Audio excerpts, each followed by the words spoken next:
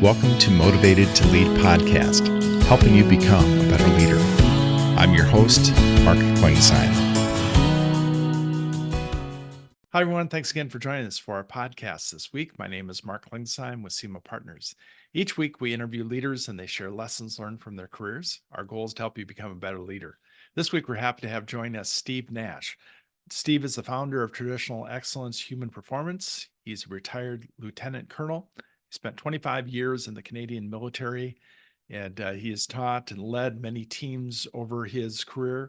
And he has some great lessons that he's going to share with us. Looking forward to today's conversation with Steve. Well, I guess for our listeners, could you give a little bit of your story, a little overview of your career? Sure. I'm lucky right now. I'm an educator by profession and training. I spent 25 years in the Canadian military, was lucky enough to be a combat arms commander. I commanded paratroopers, and I was very lucky to serve in Canadian special operations, including in Canada's two special mission units, one of which I was the acting commanding officer, and the second which I was the commanding officer. So if nothing else, I've been very lucky in my life. So I was medically released almost 14 years ago. So going back into the real world, I had to retool myself to better match what people needed and wanted, because my previous experience, all of my adult life when I retired, had been in a military setting. And although there are many things that cross over usefully, some do not cross over. And in certain groups at certain points in time, it's not a neutral to come from a military background. In 2024 in Canada, it's often a big giant negative. So I don't disregard my military service, but I did understand that I needed to retrain and retool myself for other things. So that's kind of where I am now, in a position with my own small company, teaching at colleges and universities, and continuing to engage with groups and individuals who just want to get better at what they want to do. Yeah.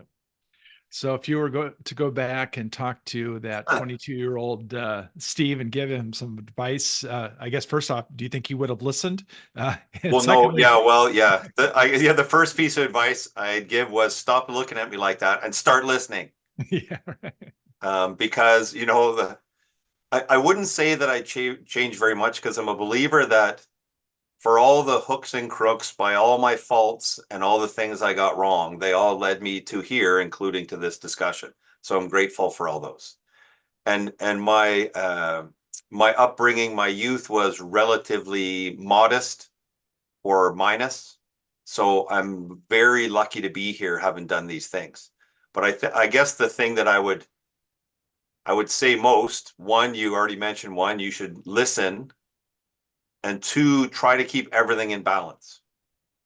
Everything in balance. Because I believe now I better understand that there is a too much and there is a not enough of everything. And when you disregard that, there's a price to be paid. It could be paid immediately, but eventually you'll pay that price. Right? So I guess I would tell myself that, because if I recall anything about myself being a 22-year-old, it was a 22-year-old smarty pants who knew everything and could cut about and do everything I dreamed of. And some of that's quite useful. And some of that is the burden or the problem. So every leader learns in a crisis situation. Talk about, you've been in, I'm sure, life and death situations in the military. Talk about just some of those lessons that you think are applicable to kind of a first-time leader. Well, I think it seems to me that you really learn in the crisis. You learn really quickly, especially when things go wrong. And part of my retooling, I'm working through a doctorate of education right now as a pretty slow learner. I'm not that smart and generally lazy, so it's a struggle, but I have to struggle. It's part of that's the way I have to do it. But this idea that we can get everything right and correct and everything's going to work out, I don't think it's not true. It's not true to start with, and it's not that useful for leadership. So I believe that an educational studies and research, neurology shows that we learn when we make mistakes, when we get it wrong, when there's confusion, complexity, errors. And if it's a stinging failure, we will learn instantly. We'll snap our heads and say, I really didn't like that. So the challenge becomes how to survive those terrible things and make it something useful. So for leadership, I used to believe that leaders were only required when things were really bad. Like that's when you really need it. And some of that I still believe, that you really need leadership. You don't need much leadership when things are great, because it's okay. It's when things are bad, things are wrong, things are failing, things are terrible, that you could really use leadership, especially the component of leadership, which is a subjective trust relationship between people. It's very special and very powerful. But I also learned over time, and now I would say you can create the leadership dynamic and the power of leadership in your team when things are not bad. You can do small things all the time to create that feeling of trust, like you can trust me. So small mistakes. I was talking to some young athletes the other day and trying to say to them, when things go wrong, a leader or someone who wants to be a leader has a real choice to make a difference that someone will never forget. Because if you're playing in a high-end activity in sport or in business and something goes wrong, you know you've done wrong. And high order athletes already feel bad. They feel terrible. So if you light into them and ride on that failure, they will never forget it. Hmm. But if you in that moment look at them and say, you know what, you effed up, I got it. Now take a breath in, wipe the tears out of your corny eyes. I need you back in the game. I need you back there because you're our top performer, or you're going to bring something to the team. And they will never forget that either. They will never forget that moment where they know that they made a mistake, and you look at them and you know as well, and you say, I got it. That's done. Get your proverbial shirt together, take a breath, and get back out there. Get back in the game. And that is, to me, a real sort of turning point in developing that subjective trust relationship that allows leadership to really take care of people in the worst of times, if that makes sense. So thinking back to that first leadership position, was that in the military that you had your first leadership? Well, those are my first really serious ones as a young officer in the military. I was lucky that I started martial arts in my teens, and I was lucky that my instructor was many things. He was a paratrooper, by the way, and I was, a 14 or 15-year-old. So I learned lots of things. But one of the things he taught me, his name was Annibal Lopez, and he was a paratrooper and Pathfinder and like a hard man and a great karate instructor. But I was 15 or 16, and he literally told me, right, you're running the class. Things go wrong, do whatever, get a grip on yourself and then help other people. And he was a hard man, but he very much taught it's not to ignore your feelings or not to not say you're not emotional. Of course you are, but it's the ability to get a hold of yourself when really you want to unravel and feel bad or cry, instead to take that breath for yourself to stand back up. And in my martial arts uniform, I have embroidered on one side, a relatively famous phrase in Japanese: 7 times down, 8 times up. Hmm. So real success is not making mistakes or errors or failures. It is merely getting back up one more time. And that's why the role of the leader, I believe, if you want to inspire and take care of people, you notice everyone knows there's a mistake. You will correct that. But now I need you to get back up. I can care about you. I can do all these things, but I'm not going to coddle you in failure. I'm going to help dust you off, stand you back up, and nudge you back into the fray where you can regain yourself and have success. Right. And that's part of my earlier idea on balancing, because having no emotions is a problem. Having too much emotions is a problem. So what is it that you can have in any given space that will leverage maximum opportunity for success. And the role of the leader as a human to human relationship leader is about that.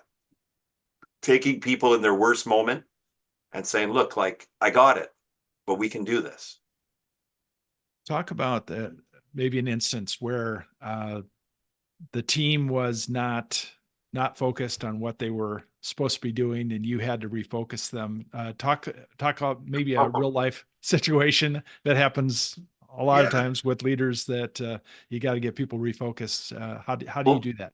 well, for sure. And I'm lucky in one way that I have a generally live, outgoing personality, as you can probably sense even in this. So as a student reminded me at college a little while ago, he put his hand up and said, "You're a bit much sometimes." And I said, "You are correct," by personality. But I think, one of the examples I'll give is I've been so lucky at a point in my career, at multiple points, I was lawfully engaged to command some of the finest human beings on the planet Earth. What a gift that is for me. I don't know if it was a gift for them. It must have been their burden to bear, but it was a gift for me. But on another occasion, purposely, the Army, to teach me a lesson, and I need lots of lessons, gave me what they probably considered the worst company of infantry soldiers in the Canadian Army. And they were they were all people waiting charges, civilian court martial, release, civilian charges. They were almost all designated as unsuitable to go on military operations. And as a gift, as punishments, that's what I was given.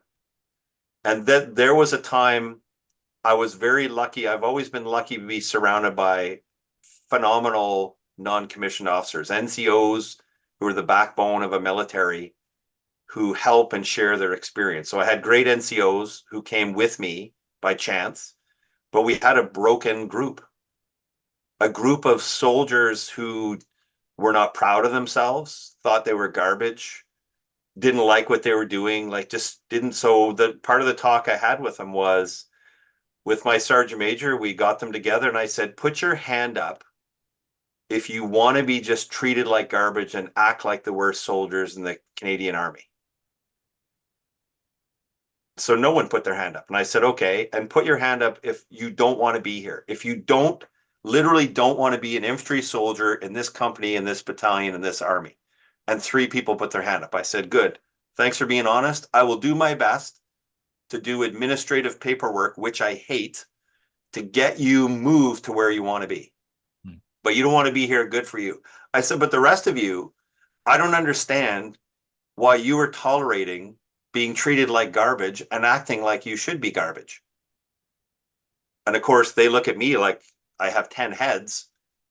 And a number of years ago, when I was at military college in Canada, or charm school, as I call it, in military psychology, I was asked to write a paper on elite forces, or I wasn't asked, I chose to, which is a hot topic.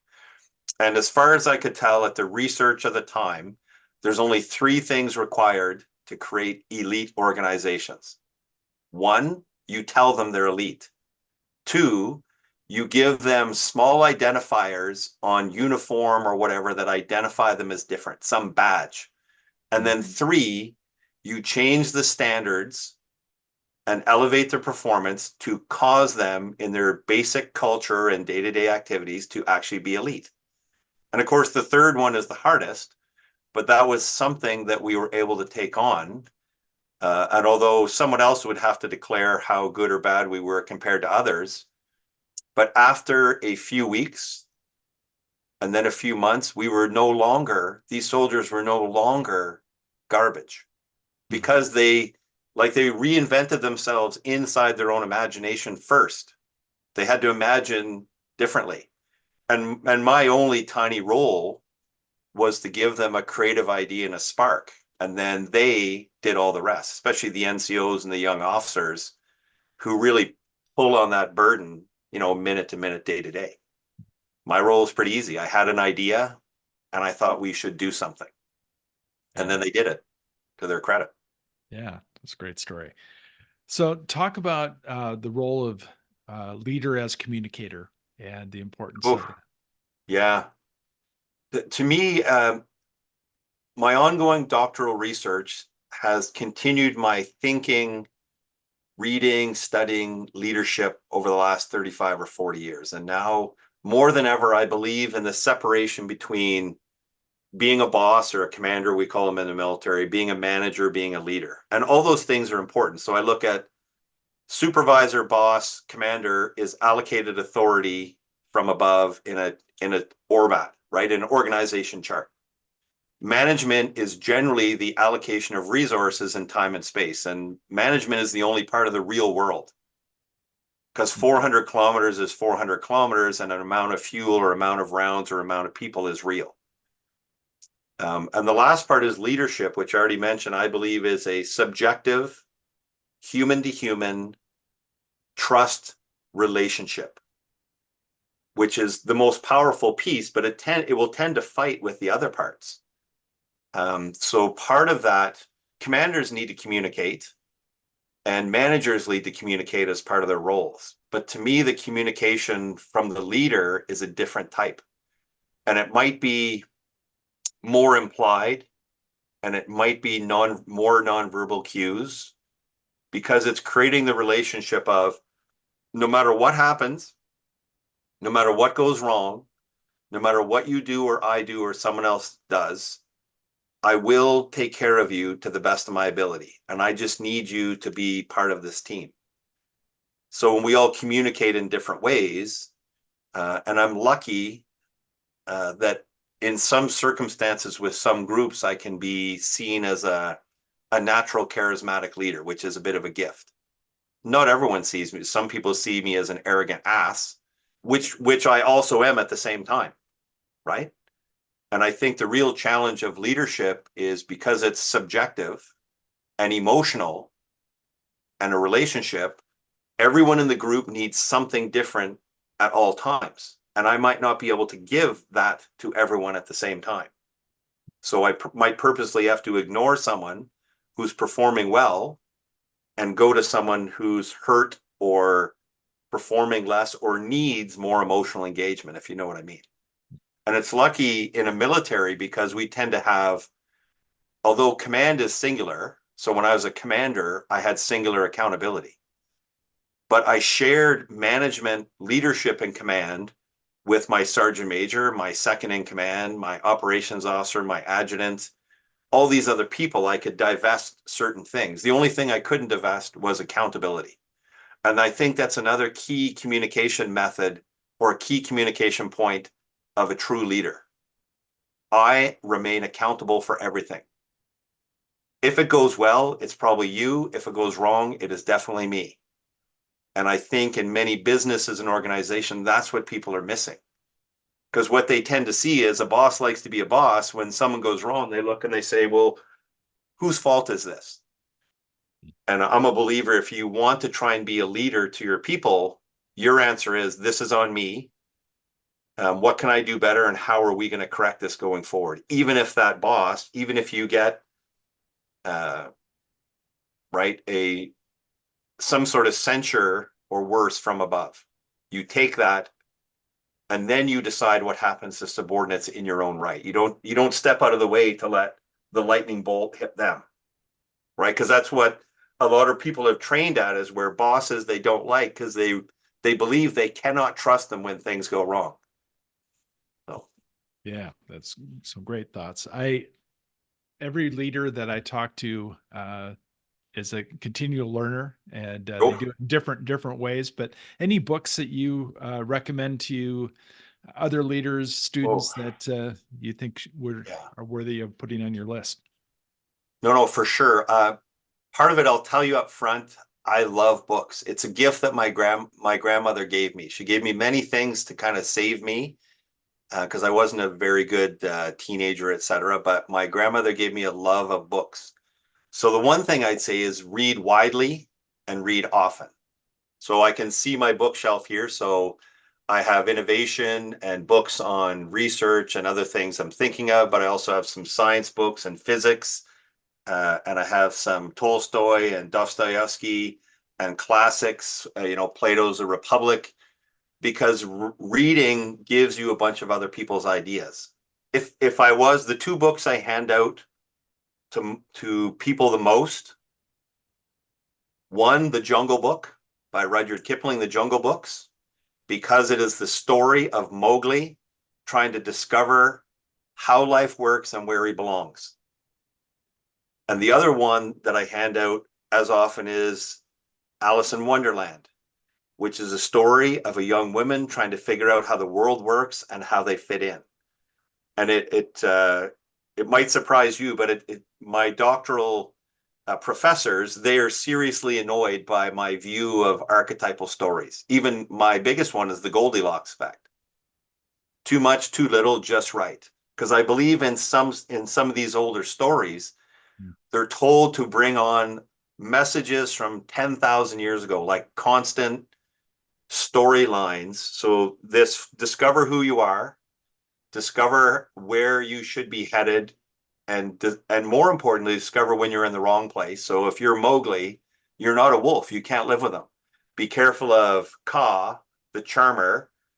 Be careful of Shere Khan, the angry old tiger, and understand how you fit in. And Goldilocks is even better, or sorry, Alice in Wonderland's even better, because I use it in my doctoral work on leadership and innovation, because the Red Queen is running around in a hurry because you have to have great effort to keep things the same. And that's why in Wonderland, the clock goes backwards, because that's the only way to keep things the same, which bureaucratic institutions always have to do. We have to keep things the same. Nothing can change. Right. And it distorts time and place. So I love all kinds of books, and I try to read as broadly as I can in case I'm missing out on something that's obvious to someone else. Well, those three have not had anybody mention their leadership book, which is out of the box thinking. Yeah, for sure. Well, that's where, yeah. So the funny part with me is that's where I live most of my time. And in a military, I discovered in only 25 years, because I'm a slow learner, they really didn't like me, and I didn't like them at all. Because they were trying to tell me what to do, and I was trying to tell them what I thought I was going to do or what I thought they should do. But that's also powerful tension in an organization. Disagreement is not disloyalty, but it's very powerful. That's how strong ropes aren't created by spinning the same way. Ropes are literally created by spinning in different directions. So the strongest ropes, and even a suspension bridge, is held together by opposites of opinions and processes and tensions, right? And as long as they're equal, it's very powerful. Yeah. Great. So favorite quotes? I would say, part of it is too much or too little of anything can cause destruction. The next one might be, well, so what? So my advice to myself, everything in balance. The piece of advice to ignore is everything in balance, because sometimes it has to be out of balance. You can't predict the future. You can't change the past, but you can influence right now. And, maybe the last part of that is the only person on the planet Earth that you own and can actually influence and take accountability for is yourself. One of the things I've done since retirement, I was a youth outreach worker, a street outreach worker for about 9 years for a social welfare agency. And one of the things I learned there is I can only save me. No matter how much I want to do great things, all I can do is manage and take care of myself. And if I'm successful in that, then I can offer something potentially useful to others. But if I'm chasing helping them so much that I'm unraveled, I will soon be the one that needs help. Right. And so when I ruthlessly take other people's ideas and quotes all the time, because I'm not that smart, but it seems that lots of other people are. Yeah. So outside of work, what do you like to do to recharge? Well, I'm very lucky. I don't even like work. I Right, I try, and that again, what I learned in the military about myself is they were trying to make sure that I understand I was in the military and I had to do these things. But for most of the time, I was just doing my thing, and I wasn't ignoring what they were telling me. I was just thought that they actually wanted me to do it in my way. That's why I had such a great time. And I'm also lucky, which is handy. But I teach martial arts. I work with youth at risk. I'm about to take out my 35th wilderness trip with youth at risk. I've always been lucky, and I'm not sure why, but fun and interesting things show up. And I'm terrible at saying no to something that's interesting, that's never been done before. No one else wants to help. It's even better if it's impossible. And so those things float my boat. What doesn't float my boat, if you saw the rest of my office, was like paper and process, and I can do those. They just don't excite me. I'm more in the what's the one of the readings I was doing is the you have if you're on the highway and there's a lane next to you, that's the adjacent lane, and then next to that is non-adjacent. So I prefer non-adjacent, but there's also the adjacent possible because the road's there. My preference would be the non-adjacent impossible. Like we're going to turn off up here and someone says, but there's no road there. And I said, well, there could be if we got our act together. Like this new thing could occur. Um, yeah.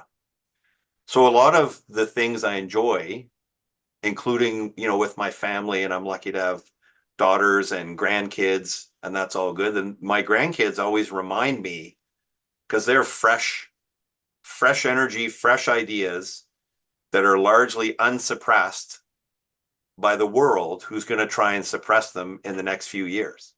Sure. And that always reminds me, look at what they can do. They can create almost anything from anything at any time. Huh. Well, why can't we all do that? Like, because, my research on innovation, why can't we just be innovative?